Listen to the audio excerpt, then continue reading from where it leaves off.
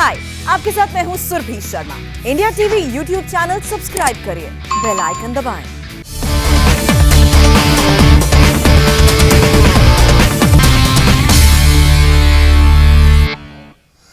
नमस्कार, आप देख रहे हैं इंडिया टीवी। मैं हूं पंकज भार्गव और इस वक्त दो चुनावी राज्य उत्तर प्रदेश और पंजाब से दो बड़ी सियासी खबरें आ रही हैं।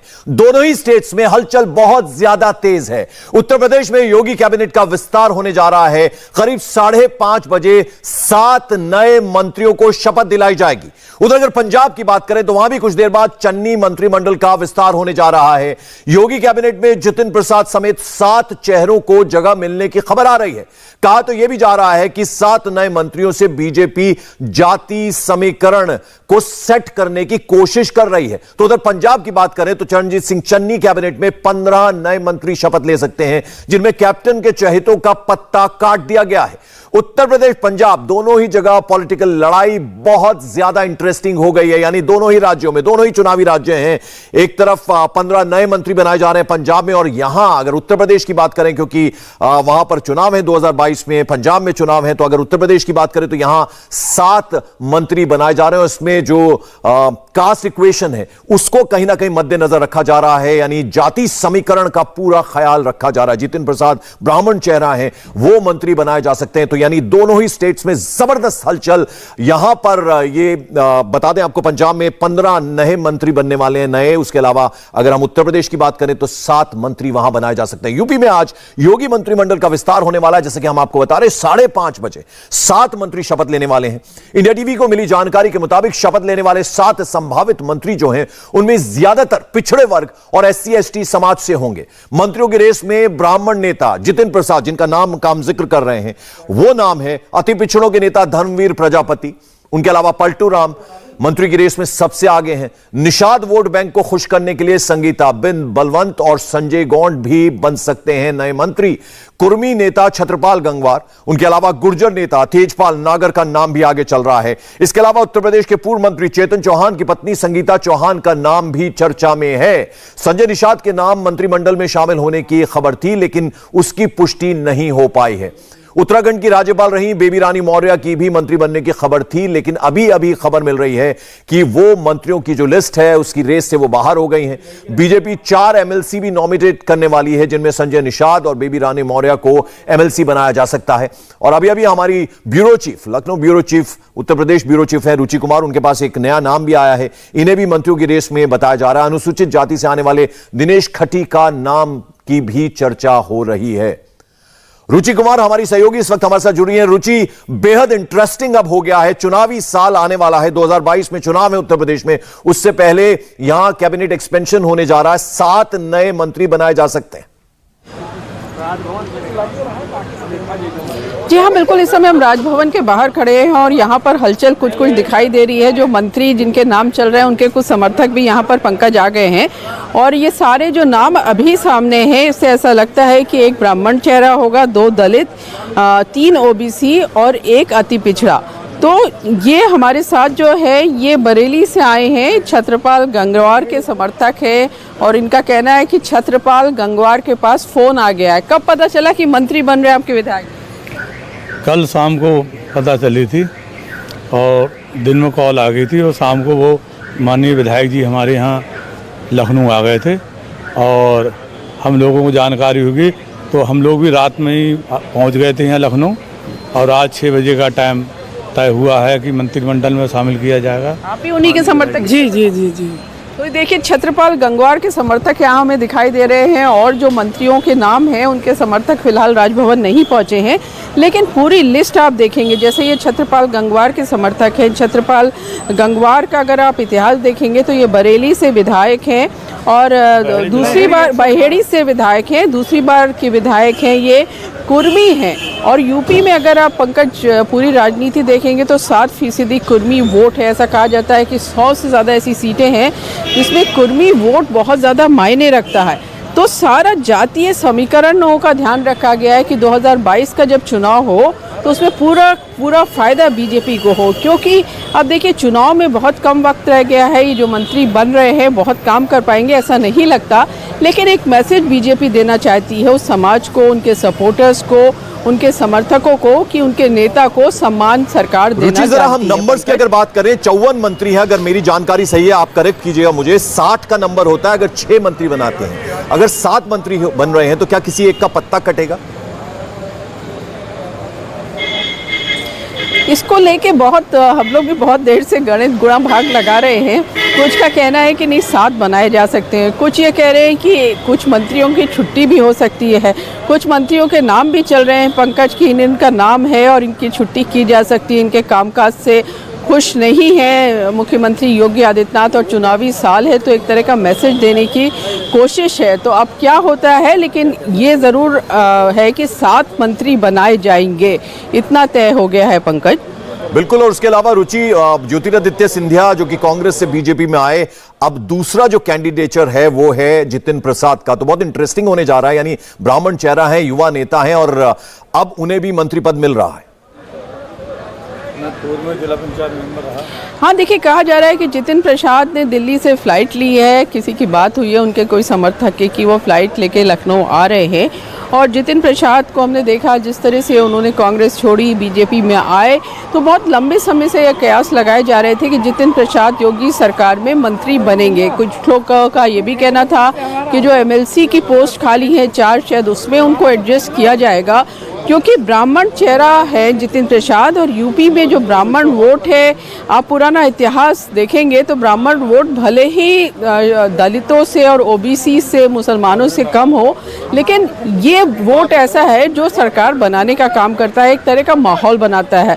तो बीजेपी में लक्ष्मीकांत वाजपेयी एक ब्राह्मण बड़ा चेहरा है, उत्तर प्रदेश बीजेपी के वो अध्यक्ष भी रहे हैं, उनका भी नाम चल रहा था। तो लोगों का ये कयास था कि शायद जितिन प्रसाद को मंत्री ना बनाया जाए, उनको एमएलसी के पोस्ट दे दी जाए। लेकिन ये जो लिस्ट है मंत्री बनने वालों की, उसमें सबसे पहला नाम जितिन प्रसाद का ही बताया जा रहा है। तो बीजेपी इनके जरिए जो 12% ब्राह्मण वोट है वो साधने की कोशिश में है। बिल्कुल। उसके अलावा निषाद वोट बैंक जो है उन्हें भी कहीं ना कहीं खुश करने की कोशिश है, क्योंकि 2 नाम जो हैं उनमें संगीता बिंद बलवंत हैं और संजय गौंड जो हैं, इनके नाम चल रहे हैं चर्चा में आगे। देखिए, संगीता बलवंत बिंद जो है ये पहली बार की विधायक हैं, गाजीपुर से हैं और ये कहा जाता है कि छात्र नेता भी ये रही हैं, छात्र संघ की राजनीति इन्होंने की है। लेकिन अगर निषाद वोट आप देखेंगे तो है तो सिर्फ 4%, लेकिन गंगा के किनारे जो यूपी के ज़िले हैं वहाँ पर ये वोट काफ़ी ज़्यादा मायने रखता है। ऐसा कहा जाता है कि 100 सीटों पर इनका असर है, इसलिए निषाद पार्टी है उसको बीजेपी ने अपने साथ किया है और बाकी भी निषादों को वो अपनी तरफ करने की कोशिश में है। जहाँ तक संजय गोंड का सवाल है, उनको कहा जाता है कि वो ओबरा से हैं, तो सोनभद्र है, चंदौली है, मिर्ज़ापुर है, जो यहाँ पर ये जो पूरी बेल्ट है जो गोंड वोट है वो उसमें उनकी अच्छी पकड़ बताई जा रही है, इसलिए ऐसा कहा जा रहा है कि शायद इनको मंत्री सरकार बना सकती है। पंकज बिल्कुल, आप बनी रहे रुचि हमारे साथ। दरअसल किस तरह से ये कौन कौन मंत्री बनने जा रहे हैं, जरा उसके बारे में आपको तफसील से हम बताने की कोशिश करते हैं। दरअसल उत्तर प्रदेश में अभी मुख्यमंत्री योगी आदित्यनाथ सहित कुल 53 मंत्री हैं। इनमें आपको बता दें 23 कैबिनेट मंत्री हैं, उनके अलावा 9 को स्वतंत्र प्रभार मिला हुआ है यानी राज्य मंत्री हैं और 21 राज्य मंत्री उनके अलावा हैं। नियमों के मुताबिक 60 मंत्री बनाए जा सकते हैं, इसलिए 7 और मंत्री बनाए जाने की गुंजाइश है। ओवरऑल जो नंबर है वो 60 पर आता है, तो यानी 7 अगर मंत्री बनेंगे तो फिर वो पूरा 60 का नंबर पूरा हो जाता है और इसमें पूरी तरह से जो कास्ट इक्वेशन है उसका ख्याल रखा जा रहा है। और अब ये जो संभावित मंत्री बनाए जाने के हैं उनको कास्ट कैलकुलेशन जो है उनकी वो जरा समझ लेते हैं। जितिन प्रसाद की अगर हम बात करें तो ये ब्राह्मण जाति से आते हैं, उस 12 से 14% ब्राह्मण वोटर्स हैं। जितिन प्रसाद को मंत्री बनाना ब्राह्मणों की नाराजगी दूर करने की कोशिश के तौर पर इसे देखा जा रहा है। वैसे अगर हम आपको बताएं, दूसरा नाम जो है वो है संगीता बलवंत बिंद का, मल्ला निषाद जाति से आती हैं। धर्मवीर प्रजापति उनके अलावा जो अगला नाम है अति पिछड़ी जाति से हैं। एक एक करके हम सबके बारे में आपको बता रहे हैं। पलटू राम की अगर बात करें, पलटू राम खटीक जाति से हैं। उनके अलावा छत्रपाल गंगवार ये कुर्मी जाति से हैं। अब अगले नाम की तरफ अगर बढ़े हम तो वो है संतोष गंगवार का, इनकी भरपाई के तौर पर इन्हें देखा जा रहा है। तेजपाल नागर गुर्जर नेता हैं और अगर ये मंत्री बनते हैं तो गुर्जर वोटर्स में बीजेपी पॉजिटिव संदेश देने में कहीं ना कहीं कामयाब होगी। इनके अलावा संजय गौंड का भी नाम चर्चा में है और नया नाम जो है वो दिनेश खटिक का है। ये हस्तिनापुर से विधायक हैं, अनुसूचित जाति से आते हैं। नए मंत्रियों से बीजेपी 2022 के चुनाव में जाति समीकरण सेट करने की जुगत में है। रुचि कुमार हमारे साथ लगातार बनी है। रुचि, हम यहां ये भी समझना चाहेंगे आपसे, यानी ये जो 7 नए मंत्री बनने जा रहे हैं, इससे कहीं ना कहीं ओवरऑल जो जाति समीकरण है उनको साधने की कोशिश की जा रही है। उनको ये जो तमाम वोट बैंक है इनको खुश करने की कोशिश है और ये बहुत अच्छा प्रयास माना जा सकता है। जैसे गुजरात में पूरा मंत्रिमंडल ही बदल दिया गया, वो भी अगर एंटी इनकम्बेंसी कहीं तरह की बनी है तो उसमें उनको फायदा हो जाता है, यानी वो एक चेंज किया है। और अब ऐसा ही कुछ कोशिश जो है यहां पर बाकी सारी जातियों का समीकरण जो है वो साधने की कोशिश कर रही है बीजेपी। जी हाँ, बिल्कुल। देखिए, 2022 का विधानसभा चुनाव है, वो तो हर चुनाव महत्वपूर्ण होता है, लेकिन उत्तर प्रदेश का चुनाव बहुत ज़्यादा महत्वपूर्ण है क्योंकि इसका मैसेज पूरे देश में जाता है, दिल्ली की सरकार पर इसका असर पड़ता है। तो बीजेपी ने अपनी पूरी ताकत लगा रखी है कि हर हाल में 2017 में जो परफॉर्मेंस की थी, अब की उससे ज़्यादा सीटें जीत के आएंगे। मुख्यमंत्री योगी आदित्यनाथ कह चुके हैं कि 350 से ज़्यादा सीट हम इस बार 2022 के विधानसभा चुनाव में जीतेंगे। तो अब ये समझिए कि ये जीतेंगे कैसे बीजेपी रणनीति बना रही है, क्योंकि बीजेपी को पता है कि उत्तर प्रदेश में जो ओबीसी वोटर है वो किंग मेकर होगा, यानी ओबीसी जिसकी तरफ जाएंगे उसकी सरकार बन जाएगी। तो सबसे ज़्यादा नज़र ओबीसी वोटर्स पे है। अब ओबीसी में ये है कि जो यादव है वो ये समझा जाता है कि वो समाजवादी पार्टी में जाएगा, अखिलेश यादव के पास जाएगा। तो यादव वोट जो 7 से 10% यहाँ बताया जाता है, उसको छोड़ के जो बाकी बचा ओबीसी वोट है उस पर सेंध लगाने की कोशिश बीजेपी ने पहले भी की है और वो कामयाब भी हुई है। क्योंकि आप अगर देखें कि 2019 का जो लोकसभा चुनाव था उसमें मायावती और अखिलेश यादव ने गठबंधन किया। तो आप अगर कैलकुलेट करेंगे दलित वोट और ओबीसी वोट तो आपको लगेगा कि ये तो बहुत आसानी से जीत रहे हैं, इनको कोई हरा नहीं सकता। लेकिन नतीजा आपके सामने आया कि किस तरह से बीजेपी ने भारी जीत लोकसभा चुनाव में दर्ज की। तो जो गैर जाटव ओबीसी, गैर जाटव दलित वोट है और जो गैर यादव ओबीसी वोट है, उसके ऊपर बीजेपी ने अपनी पूरी ताकत लगा दी और उसको अपनी तरफ कर लिया। नतीजा ये हुआ कि यादव वोट गया और कुछ जाटव वोट मायावती के पास गया, बाकी बीजेपी के पास आ गया।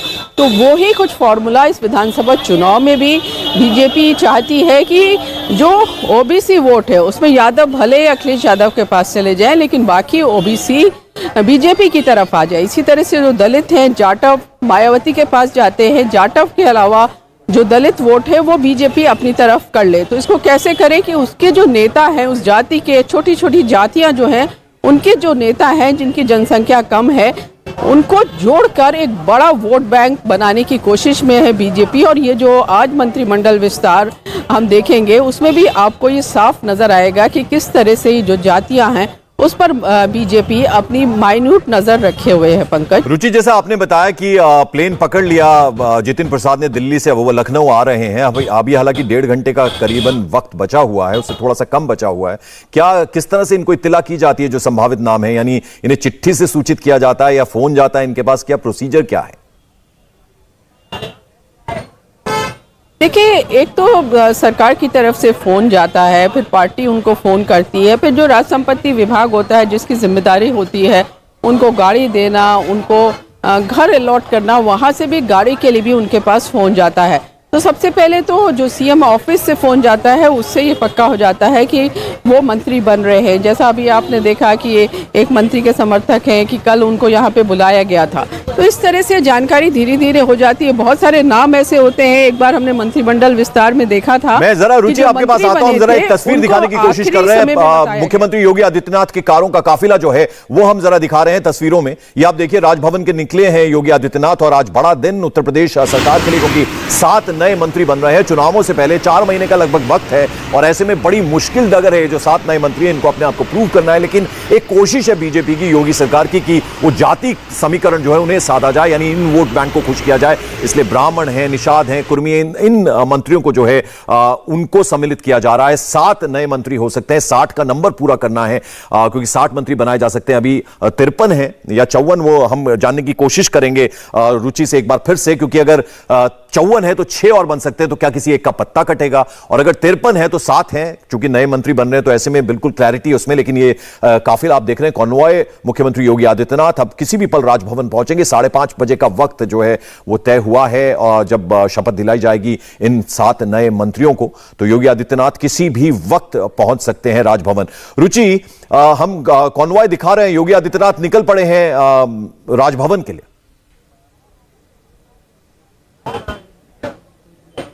जी हाँ, बिल्कुल। अभी किसान सम्मेलन को संबोधित मुख्यमंत्री योगी आदित्यनाथ ने किया, और राजभवन जिसके गेट नंबर 3 पर हम खड़े हैं, मुख्यमंत्री योगी आदित्यनाथ, एक गेट नंबर 1 है, वहाँ से उनका काफिला अंदर जा सकता है। तो पूरी तैयारी है। 5:30 बजे इस राजभवन में अंदर जो गांधी सभागार है, जहां पर शपथ ग्रहण होता है, वहां पूरी तैयारियां कर दी गई हैं। रुचि, आप नजर बनाए रखें, मैं आपके पास वापस लौटूंगा। एक ब्रेक का वक्त है, लेकिन ब्रेक से पहले हम आपको जरा 2 तस्वीरें दिखा दें। एक तरफ योगी आदित्यनाथ का काफिला जो है वो पहुंच रहा है, जैसे कि हमने तस्वीरों में अभी आपको दिखाया। पंजाब भी बहुत इंटरेस्टिंग होने वाला है। पंजाब में भी कुछ ही देर में जो है वो 15 नए मंत्री बनाए जाएंगे, 15 मंत्री बनाए जाएंगे, ऐसी खबर आ रही है। वो दोनों तस्वीरें जो हैं, दोनों खबरों पर हम बने हुए हैं, ताजा अपडेट आपको देंगे। फौरन हाजिर होते हैं एक छोटे से ब्रेक के बाद।